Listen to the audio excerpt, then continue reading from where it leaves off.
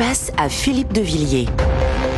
10h-11h sur Europe 1, Elliott Deval. Bonjour à tous, ravi de vous retrouver pour Face à Philippe de Villiers sur Europe 1 de 10h à 11h le samedi matin. Cher Philippe, bonjour. Bonjour Elliott, bonjour Geoffroy et puis bonjour à la voix du foot. À la voix du foot. On a une petite surprise pour vous. La grande figure légendaire, voilà. Moi j'aimerais mon copain, il est parti, reste Jacques Vendroux. Jacques Vendroux est avec nous ce samedi matin. Cher Jacques, bonjour. Comment ça va? Eh ben, on est très heureux de vous retrouver pour face à Philippe de Villiers. C'était absolument pas prévu, je le dis aux auditeurs, mais on devait commencer cette émission, pour tout vous dire, cher Jacques, par un carton rouge.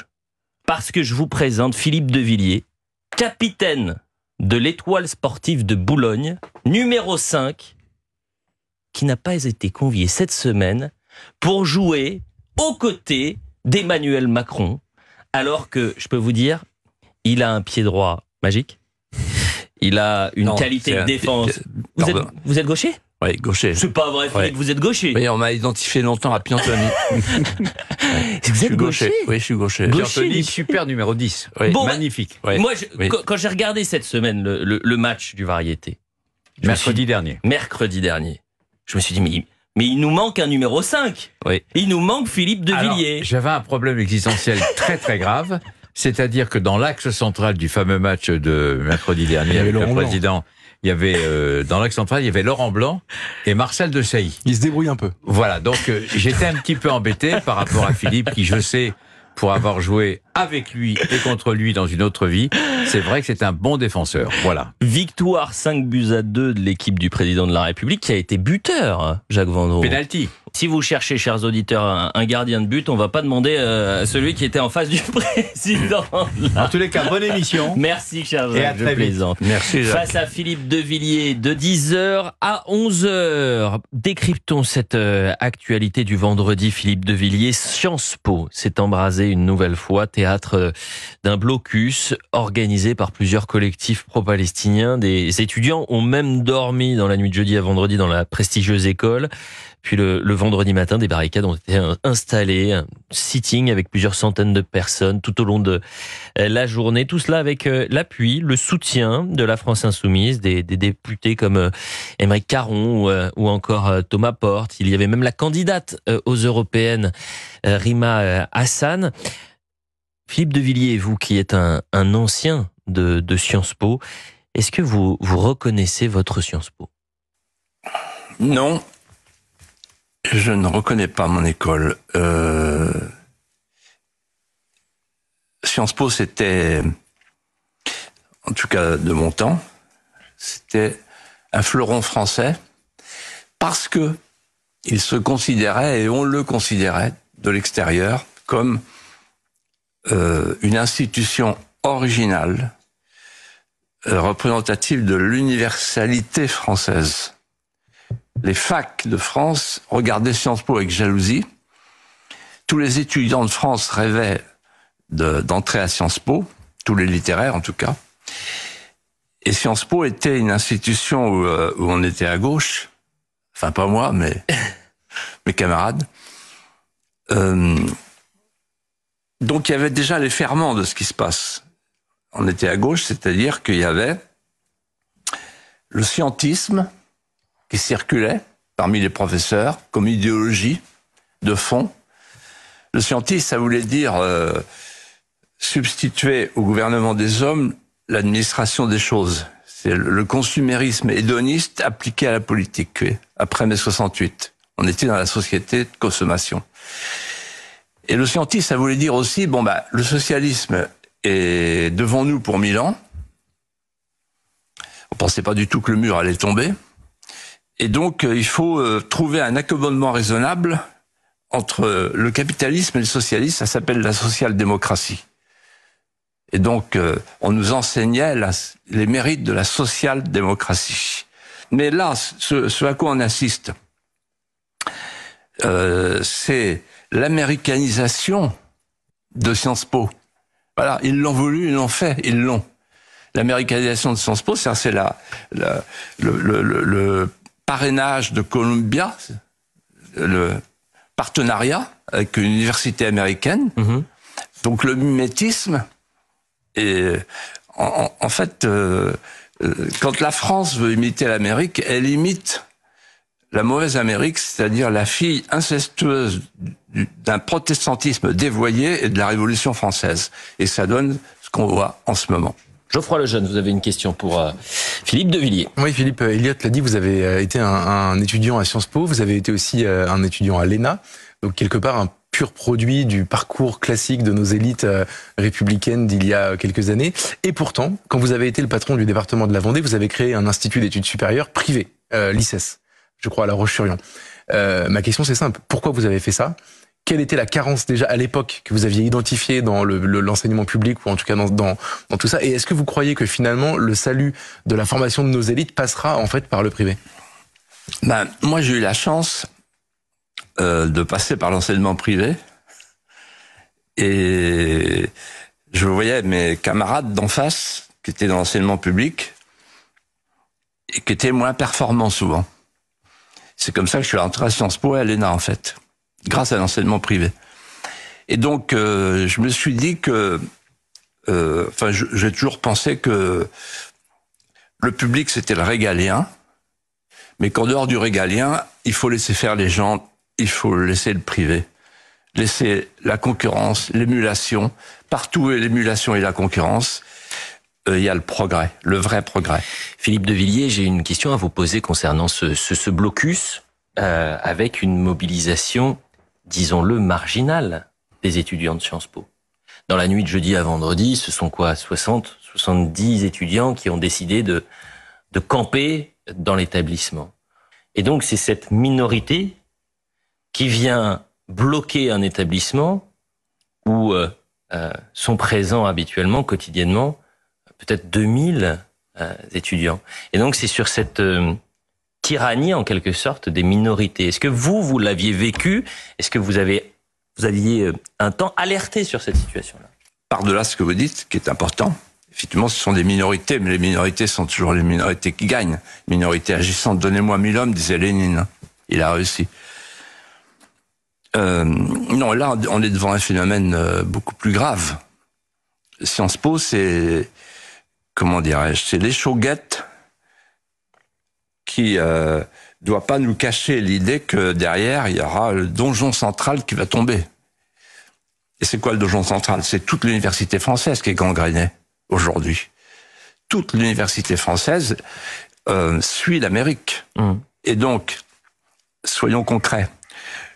Elle est gangrenée par quoi, l'université française ? Par l'islamo-wokisme. C'est-à-dire que vous avez les minorités agissantes dans toute l'université française qui infusent l'islamisme et qui infusent le wokisme. Et par l'intersectionnalité, pour l'instant, ils se battent les uns avec les autres. Mais ils sont en train de détruire ce qui a fait la grandeur de la France. C'est-à-dire la fabrication des élites universelles, avec l'esprit d'ouverture. Autre question, vous vous rendez compte, Philippe, ce qui se passe en ce moment. Nos universités sont en train de s'effondrer. Quand vous pensez que quelqu'un comme Florence Bergeau-Blaclair ou Sylviane Agacinski, qui est maintenant académicienne, elles ne peuvent plus aller dans une université. Ou Geoffroy Lejeune, qui avait été invité à Sciences Po Lille, si je ne m'abuse, Geoffroy. Et il y a eu et à Paris également, il y a quelques années, puis la réunion avait été annulée. Ouais, peut-être que vous pouvez nous raconter cela. Ah non, mais c'est une histoire connue, reconnue. Il y a eu aussi Alain Finkielkraut. Ça m'est même arrivé aussi dans une école de commerce. Ça m'est arrivé dans une université. C'est vrai que j'ai été invité par des étudiants qui souhaitaient m'entendre après avoir entendu d'ailleurs des personnalités de gauche ou de droite, peu importe. Et la pression des étudiants a fait céder les directions de ces établissements qui ont prétexté l'ordre public pour dire qu'il fallait pas que je vienne, en effet. On se retrouve dans un instant pour Face à Philippe de Villiers. Juste après la publicité, on continue de parler de cette mobilisation au pied de Sciences Po et on va se poser cette question. Comment a-t-on pu laisser une telle mobilisation se dérouler tout au long de la journée de vendredi ? À tout de suite sur Europe 1. Face à Philippe de Villiers. 10h-11h sur Europe 1. Elliott Deval. De retour pour Face à Philippe de Villiers, bien sûr, avec Geoffroy Lejeune. On est ensemble sur Europe 1 jusqu'à 11h. On a parlé dans la première partie de Sciences Po. On continue d'aborder ce sujet-là. Vous, l'ancien de Sciences Po, cher Philippe de Villiers. On se pose une question ce samedi matin que tous les auditeurs se posent. C'est-à-dire que comment a-t-on pu laisser une telle mobilisation se dérouler en plein cœur de la capitale, au pied de l'établissement? Et j'ai le souvenir, par exemple, d'une mobilisation, on en avait parlé ensemble d'ailleurs, des agriculteurs. C'était en janvier ou en février dernier, si je ne m'abuse. Et les agriculteurs, vous savez, ils avaient décidé de faire un petit happening au pied de l'Arc de Triomphe à 6h du matin. Ils étaient venus avec des tracteurs pour déposer une gerbe de fleurs en hommage aux agriculteurs qui s'étaient donné la mort, qui s'étaient suicidés. Très rapidement, les forces de l'ordre sont intervenues et sur les 200 agriculteurs, on avait procédé à une centaine de gardes à vue et d'interpellations. Donc je réitère ma question, Philippe de Villiers, comment a-t-on pu vendredi laisser se dérouler cette mobilisation? Alors je pense que là on voit le spectacle de l'impuissance publique. L'impuissance publique, Sciences Po a eu des dirigeants paradoxaux, volontairement paradoxaux. Bon, on a vu comment ça s'est terminé. Sciences Po est une des premières écoles de France qui a adopté le principe américain de la discrimination positive. Donc Sciences Po, tout à coup, a voulu être à la mode. Voilà. Ça, c'est la première chose. Et la deuxième chose que je voudrais dire, c'est que ce qui infuse partout en France, sauf dans le milieu de l'agriculture qui échappe à la pensée dominante, parce que ce sont des esprits indépendants et autonomes, ils ont l'indépendance d'esprit, et ils ont l'esprit d'indépendance. Mais ce qui infuse partout, c'est le fameux décolonialisme. Et il faut que les Français qui nous regardent comprennent bien ce que ça veut dire, le décolonialisme. C'est pas simplement une querelle Israël-Gaza, là, avec les kéfiers et le drapeau palestinien. Ça va beaucoup plus loin que ça. C'est derrière l'antisémitisme et derrière l'antisionisme, c'est l'anti-occidentalisme. C'est la dénonciation de ce qu'ils appellent le privilège de la blanchité. C'est l'hostilité au patriarcat. C'est l'hostilité à l'homme blanc hétérosexuel qui fait régner un ordre injuste et qui exploite l'humanité. C'est ça le décolonialisme. Le décolonialisme rejoint la phrase de Macron, il n'y a pas de culture française. Ou encore l'autre phrase de Macron en Algérie, quand il a dit je dénonce dans le colonialisme un crime contre l'humanité. Ça, on le paye très cher, ça. C'est-à-dire que c'est des générations de gens qui nous ont expliqué en 14, vos parents, vos grands-parents, c'était des mutins. En 40, c'était des collabos. En Algérie, c'était des terroristes et des tortionnaires. Bon, qu'est-ce qui reste? Donc le pauvre gamin à qui on dit toute la journée « T'as pas honte de ton pays ?» Un pays penaud qui se traîne et qui noircit son âme, il n'existe plus. Et tous les pays, et d'ailleurs la démographie c'est la ligne de flottaison, tous les pays qui ont accepté de noircir leur âme, ils ont disparu. Philippe de Villiers, une dernière question à présent, toujours sur ce blocus. On a vu un défilé de responsables politiques venant que d'un groupe, la France Insoumise. On a vu Aymeric Caron, Thomas Porte, on a vu Rima Hassan, qui d'ailleurs sera convoquée la semaine prochaine pour apologie du terrorisme, qui est candidate aux européennes. Quel est le lien que vous faites entre l'aspect politique, les discours, par exemple, de la France Insoumise et ce blocus au pied de Sciences Po? La démocratie est fondée sur le nombre. C'est un principe. Le nombre, ça veut dire qu'il faut être plus nombreux que les autres. Et quand vous n'êtes pas plus nombreux, vous restez dans la minorité. Donc vous écrivez des livres. Vous allez à la pêche à la ligne. Mais si vous voulez être majoritaire, il faut aller chercher les voix. Mélenchon, il est très intelligent et il a le sens de l'arithmétique. Il va chercher les voix là où c'est que, comme dit mon voisin, là où c'est qu'elles sont. Elles sont où les voix aujourd'hui? les voix qui ne sont pas prises ailleurs, elles sont dans les banlieues. Et donc, Mélenchon, il applique le vieux principe marxiste du lumpenprolétariat. Et donc, il y a cette chose extraordinaire qu'il faut redire aux Français.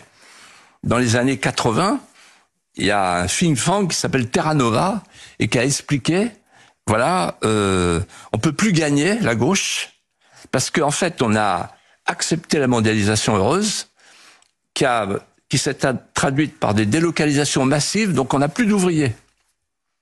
Et les ouvriers qui restent, comme ils sont pas contents de nous, ils vont en face, dans la crèmerie d'en face. Et donc, qu'est-ce qui nous reste? Il nous reste les minorités.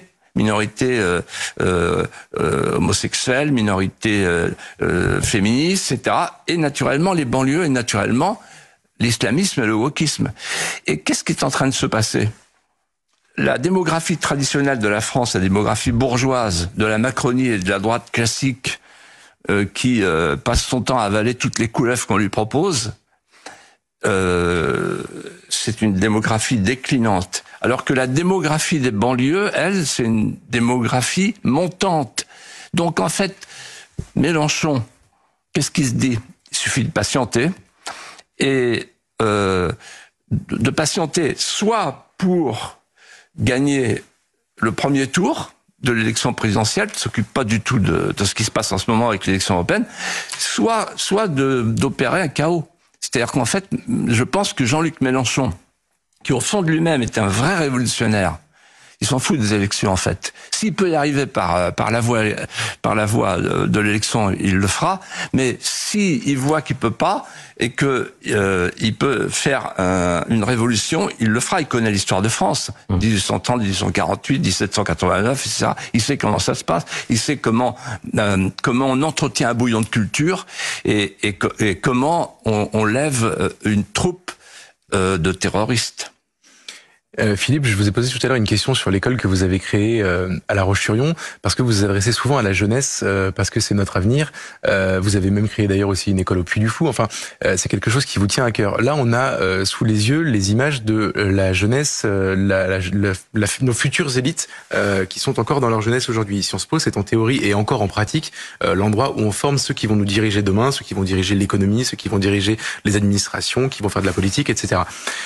Qu'est-ce que ça vous inspire, ces images, quand vous savez que peut-être ces gens-là, demain, nous gouverneront? Est-ce que vous pensez que c'est une génération qui va changer beaucoup de choses, qui seront très différentes de leurs aînés? Ou est-ce que finalement, ça a toujours été le cas depuis mai 68 et il y a un équilibre qui se crée? Est-ce que c'est inquiétant pour la suite, pour les gens qui nous dirigeront plus tard, ce qu'on est en train de voir en ce moment? En fait, tous ces gens, si vous voulez, ils ont vécu dans l'ambiance de Viviani, qui parlait du socialisme révolutionnaire, qui disait « Nous avons arraché les consciences humaines aux traditions désuètes.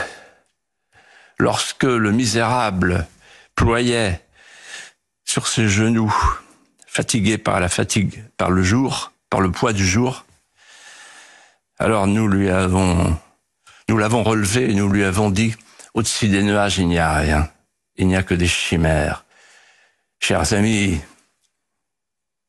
par un geste magnifique, tous ensemble, nous avons éteint dans le ciel toutes les lumières. On ne les rallumera plus. Voilà notre œuvre révolutionnaire. Ben bravo. Parce que un pays peut pas vivre sans une petite lumière. Un pays ne peut pas vivre sans respecter sa tradition. Un pays ne peut pas vivre durablement avec la table rase. Un pays a besoin d'aimer son destin. Et pour aimer son destin, il faut qu'il aime son passé. Il faut qu'il se ressource, qu'il ressource ses songes, qu'il ressource ses rêves, qu'il vive et revive de ses attachements vitaux. Et ce qui m'inquiète beaucoup, c'est que ces jeunes-là, ils vivent dans l'instant consumériste, hédoniste. On leur a rien donné. On n'a pas su élever leur regard avec quelque chose de grand qui s'appelle la France. Et moi, je crois plus qu'il soit possible de dire aux jeunes ce qu'on disait de mon temps. Regarde la France, aime-la parce qu'elle est grande, aime-la parce qu'elle est puissante. Vous voyez, le truc de Macron hier sur la puissance, ça marche plus chez les jeunes. Ils sont écorchés vifs. Il faut leur dire, regarde la France comme elle est belle. Et si on faisait ça, on gagnerait parce que c'est vrai. Bon, voilà ce qu'on pouvait dire, Philippe de Villiers, sur Sciences Po et cette manifestation. Je vous propose qu'après la publicité sur Europe 1, on parle d'autres sujets qui ont marqué l'actualité cette semaine, et notamment de la GPA qui est revenue dans le débat public. On en parle dans un instant sur Europe 1. On est ensemble, je le rappelle, aux auditeurs jusqu'à 11h. À tout de suite après la publicité. Face à Philippe de Villiers. 10h-11h sur Europe 1. Elliot Deval. De retour sur Europe 1 pour Face à Philippe de Villiers, toujours avec Philippe bien sûr et Geoffroy, le jeune directeur de la rédaction du JDD. Messieurs, parlons de la GPA qui est revenue dans le débat public cette semaine avec une question. Où est la maman ? S'est interrogée Marion Maréchal après l'annonce de paternité du designer Jacques Mus et de son mari devenu parent de jumeaux. La tête de liste Reconquête a été accusé pour ce tweet d'homophobie, directement attaqué d'ailleurs par la porte-parole du gouvernement, Prisca Thévenot. Je rappelle sa déclaration, cette homophobie est décomplexée, est hallucinante. Aujourd'hui, nous fêtons les 11 ans de l'adoption du mariage pour tous, une grande victoire pour l'égalité. Continuons à nous mobiliser contre toutes les formes de discrimination et pour garantir les droits de tous les citoyens. Philippe de Villiers, comment vous expliquez cette polémique alors que, je le rappelle, la GPA est interdite en France et tout le monde le sait? Alors justement, c'est incompréhensible parce que Marion Maréchal, en fait, a fait un rappel au bon sens. La GPA est interdite en France et elle est même maintenant interdite en Europe puisque l'Europe a pris une décision récente qui classe la GPA dans la catégorie du trafic des êtres humains. C'est tout dire. Donc elle a eu raison, et c'est une forme de courage que de dire la vérité, de rappeler tout le monde au bon sens. Mais ça va plus loin. Elle a eu raison parce que, comme l'a dit le professeur Friedman,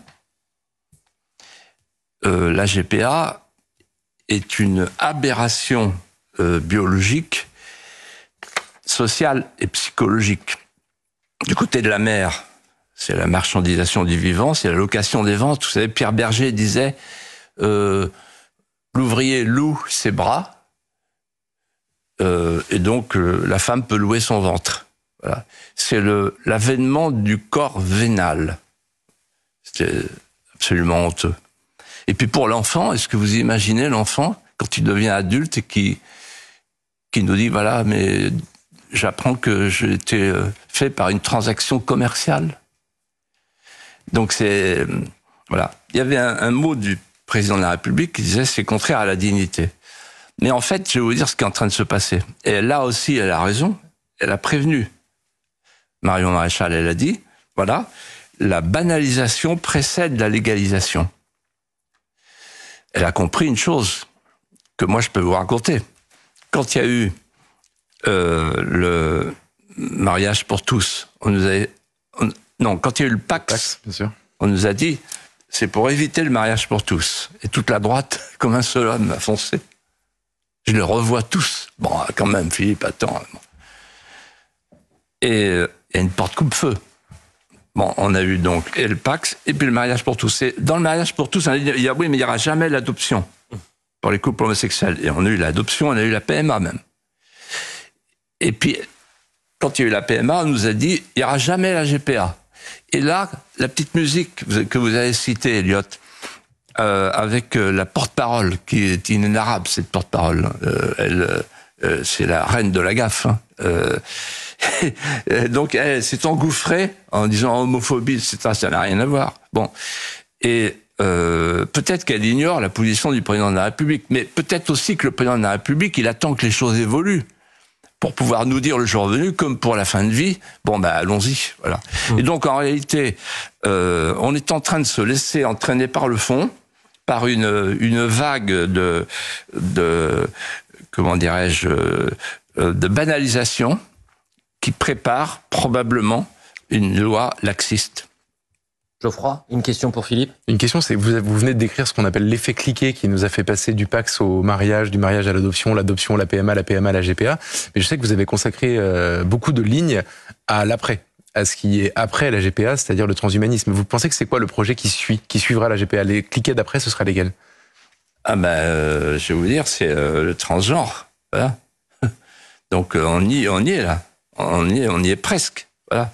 Donc le transhumanisme, c'est la fin de la frontière anthropologique entre l'homme et le robot. Donc c'est le cran d'après. On parlera dans un instant d'autres sujets, mais je voudrais que vous avez parlé du président de la République. C'est vrai qu'en 2017, il avait dit « Pendant mon quinquennat, la GPA restera interdite en France ». C'est une question d'éthique et une question de dignité. Parlons d'Emmanuel Macron qui, à moins de 50 jours des élections européennes, s'est exprimé pendant quasiment 2 heures à l'université Paris-Sorbonne ce jeudi, une sorte de profession de foi européiste. Beaucoup se sont inquiétés du fond comme de la forme de ce discours. Était-il dans son rôle? Est-ce le lieu, le moment? Et puis il a beaucoup parlé de la souveraineté européenne comme boussole. Une Europe mortelle comme menace. On l'écoute? Nous devons être lucides sur le fait que notre Europe, aujourd'hui, est mortelle. Elle peut mourir. Elle peut mourir, et cela dépend uniquement de nos choix. Mais ces choix sont à faire maintenant. Geoffroy Lejeune. C'est en 7 ans le 2e grand discours d'Emmanuel Macron à la Sorbonne, d'ailleurs, dans les 2 cas sur l'Europe, et on n'a jamais eu de grand discours sur la vision de la France. Est-ce que vous le trouvez finalement plus à l'aise sur ce terrain? Je pense que les gens n'ont pas compris le discours. Je pense que c'est un discours majeur. Pour la raison suivante, c'est qu'il a congédié l'article 5 de la Constitution, et c'est la première fois. Le président de la République, je cite, est le garant de l'indépendance nationale, de l'intégrité du territoire et du respect des traités. Il a tout balancé. Et il a substitué, pour la première fois, à la souveraineté nationale qu'il n'a pas nommée, la souveraineté européenne. Qu'est-ce que ça cache? Ça cache ce qui est en train de se préparer au niveau européen, avec le PPE et avec l'Allemagne. Premièrement, première nouveauté, l'élargissement à 35 voire 40 pays. La Moldavie, l'Ukraine et naturellement les Balkans. Donc c'est plus gérable. Où sera la frontière? Deuxièmement, la fin du droit de veto, c'est-à-dire que la France sera mise en minorité, y compris sur sa diplomatie, avec une armée qui va voir disparaître notre industrie de défense, ce que Éric Trappier a dit avec éloquence et beaucoup de bon sens à Sonia Mabrouk il y a quelques jours ici même. C'est impressionnant. On va perdre ce qui nous reste, notre industrie de défense. Et puis il y a l'impôt européen, il l'a dit entre les lignes avec le grand emprunt. Et puis dernier point, on va perdre notre siège au Conseil de sécurité au moment où on va devoir partager notre protection nucléaire. Donc c'est énorme ce qui est en train de se passer. C'est énorme. Et le dernier point que je voudrais citer, c'est qu'il a dit l'Europe peut mourir. L'Europe et la France. La France porte le deuil d'une grandeur défunte. Elle a connu dans son histoire bien des malheurs et s'est toujours relevée. Pour la première fois, ayant traversé des épreuves dont elle est sortie douloureuse et victorieuse, pour la première fois, elle ressent la crainte de devoir disparaître. Et le président de la République, avec jubilation, nous a expliqué que l'Europe peut mourir. Qu'importe les Français, qu'importe la France. D'ailleurs, à la fin, il a dit vive la République, vive l'Europe, vive la France. On vient en 3e. Encore heureux. Allez, cher Philippe et Geoffroy, je vous propose qu'on se retrouve dans un instant après la publicité pour parler d'un sujet tabou, d'un livre qui cartonne et pourtant censuré dans les rues de Paris. On va parler de transmania et on va revenir sur la question de la transidentité qui a été abordée notamment par les députés et sénateurs Les Républicains, qui est un sujet fondamental mais sous-traité médiatiquement et politiquement. À tout de suite pour Face à Philippe de Villiers sur Europe 1. Face à Philippe de Villiers. 10h-11h sur Europe 1. Elliott Deval. Suite et fin de Face à Philippe de Villiers avec Philippe et Geoffroy Lejeune. Messieurs, elle s'appelle Marguerite Stern et Dora Muto, deux militantes féministes qui ont décidé de prendre la plume pour publier un livre sur la question de la transidentité. Ce livre, qu'on partage ou non d'ailleurs les positions des auteurs, est une réussite. Et pourtant, la mairie de Paris a décidé de bannir toutes les publicités dans les rues de la capitale, considérant que ce livre est transphobe. Marguerite Stern était l'invitée cette semaine de l'Heure des pros, et elle a pu parler de ces 4 années où elle a enquêté sur cette question-là, et les pressions qu'elle a pu subir, et la censure qui s'est construite autour de cet ouvrage. Moi, je me suis pris des œufs dans le visage en manifestation. Parce que Dora faisait, quand vous dites qu'elle a perdu tous ses contrats? Dora était influenceuse sur Instagram, donc elle travaillait avec des marques. Et petit à petit, en fait, toutes les marques ont annulé ses contrats avec elle parce que Dora a commencé à dire que les femmes sont des femelles, qu'être une femme est une réalité biologique, qu'on ne veut pas d'hommes sur les podiums sportifs féminins, enfin des choses quand même de base sur lesquelles on devrait tous pouvoir s'entendre. Et donc, à cause de ça, oui, elle a perdu tous ses contrats. Donc en fait, cette censure, cette violence, nous, ça fait 4 ans qu'on l'a subie et on n'est pas très surprise qu'elle s'exerce à l'encontre de notre livre dans le cadre de cette campagne de promo.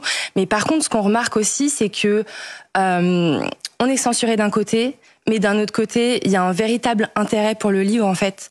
Philippe de Villiers, comment expliquez-vous cette censure autour de ce livre, et je le disais, qui truste les premières places des ventes? Je les ai appelés, ces deux auteurs, et elles m'ont impressionné par leur courage et aussi leur bon sens. En fait, elles traversent 3 épreuves. La censure au sens judiciaire, puisqu'elles sont traînées devant les tribunaux. C'est elles les délinquantes, vous vous rendez compte, pour avoir dit que être une femme, ce n'est pas un ressenti. Ça, c'est un délit. Vous vous rendez compte où on en est. Ensuite, la censure médiatique, c'est la lit. Et enfin, la censure de la solitude.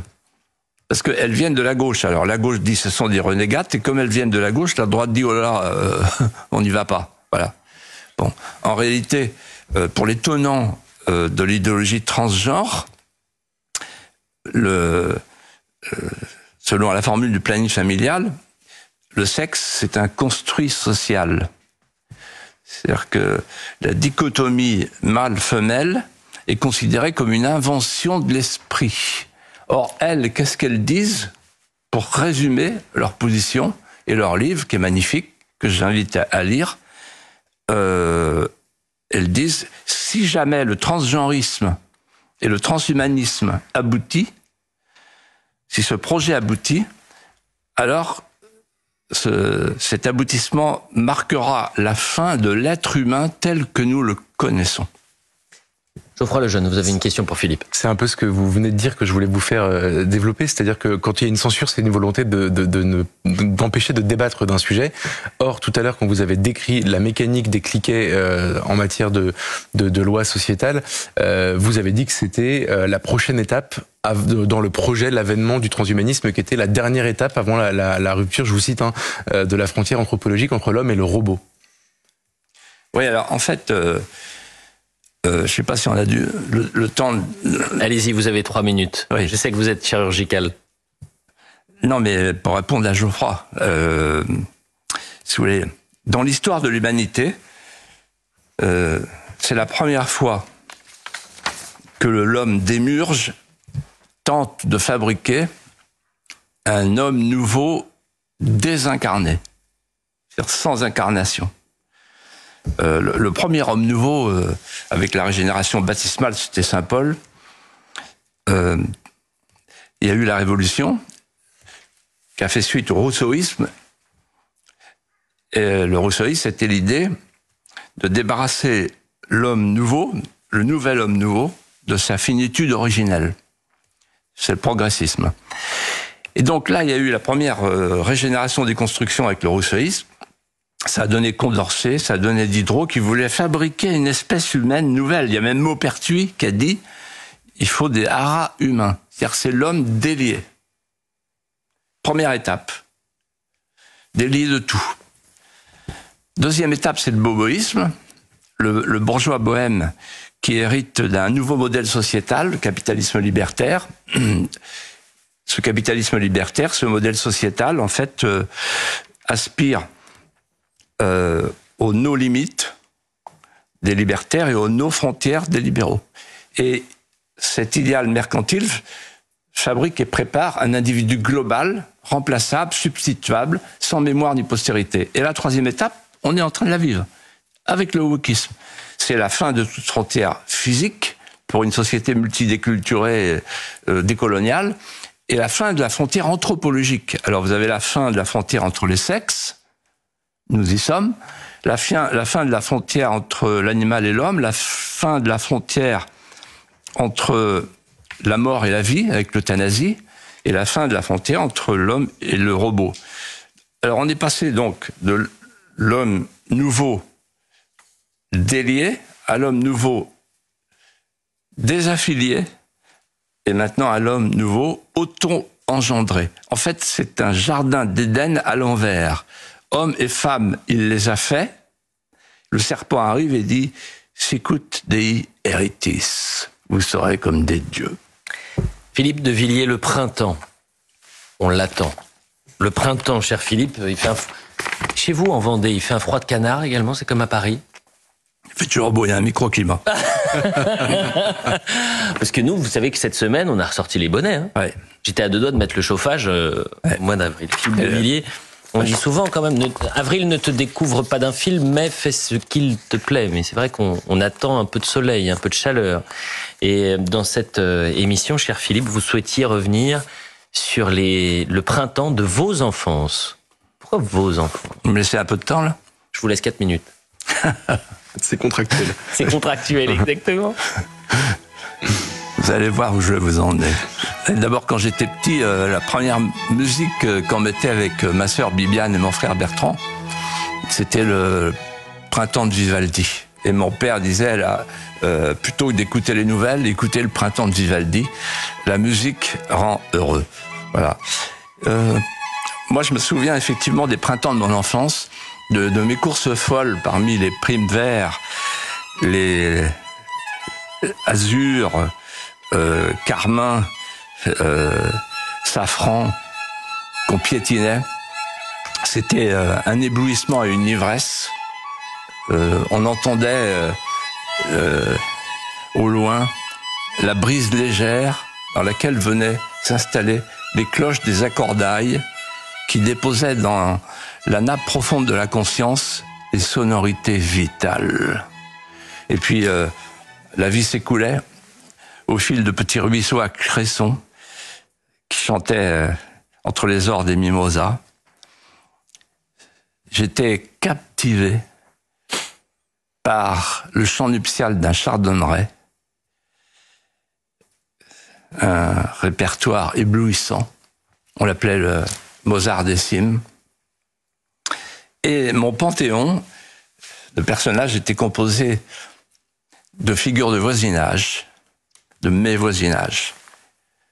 Il y avait des gens importants. Le premier, c'était Raymond Martin. C'était le garde champêtre, qui s'en allait répétant, matin, midi et soir, plus ça va, moins ça va. Si ça continue, il faudra que ça cesse. Et puis il y avait Olivier, le cantonnier, qui levait son verre d'eau de vie en tremblant et qui prétendait descendre en ligne directe de Noé la dernière ivresse mystique, martelait-il. Ces gens-là étaient illettrés et cultivés.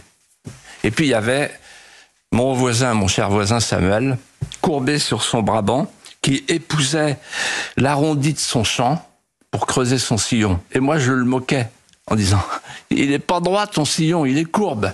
Et il me disait « Mon petit gars, quand l'ouvrage va être fini, tu viendras avec moi de loin, tu verras, il sera droit ».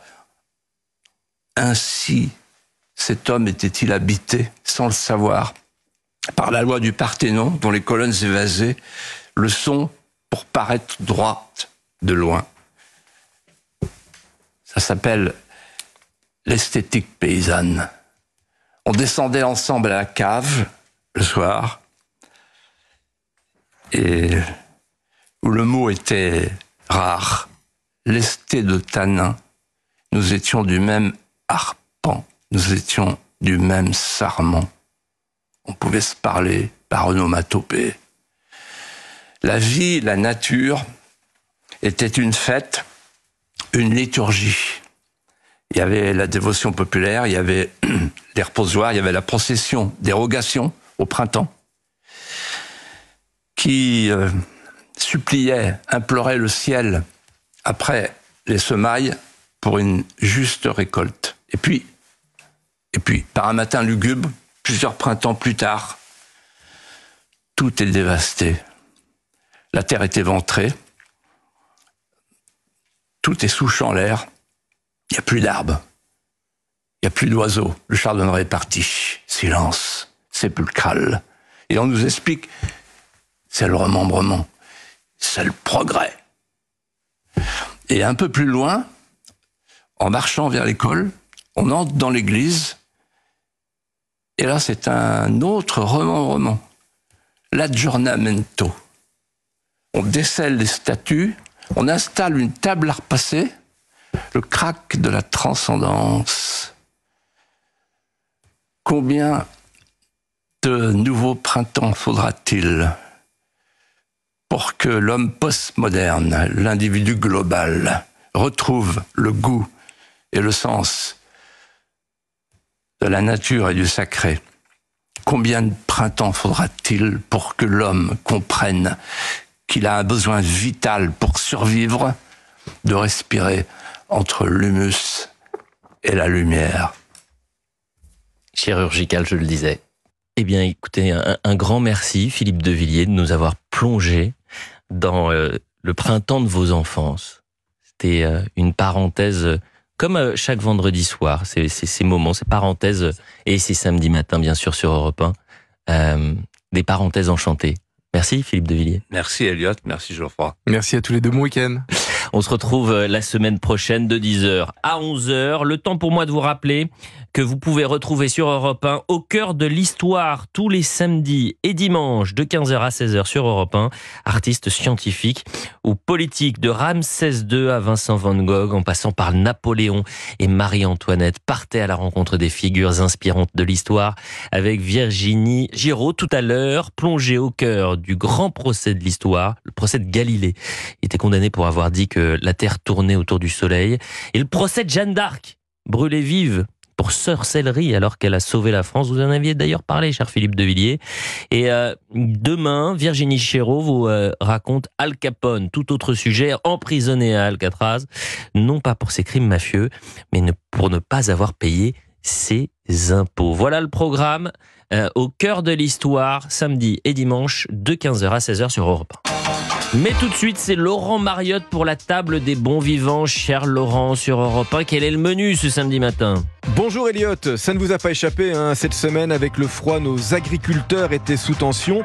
Alors on va faire le point avec eux dans un instant. Et puis nous allons aussi passer les concours de cuisine télévisés à la casserole avec notre invitée, la chef Stéphanie Lequelec, ancienne candidate et aujourd'hui jurée. À tout de suite.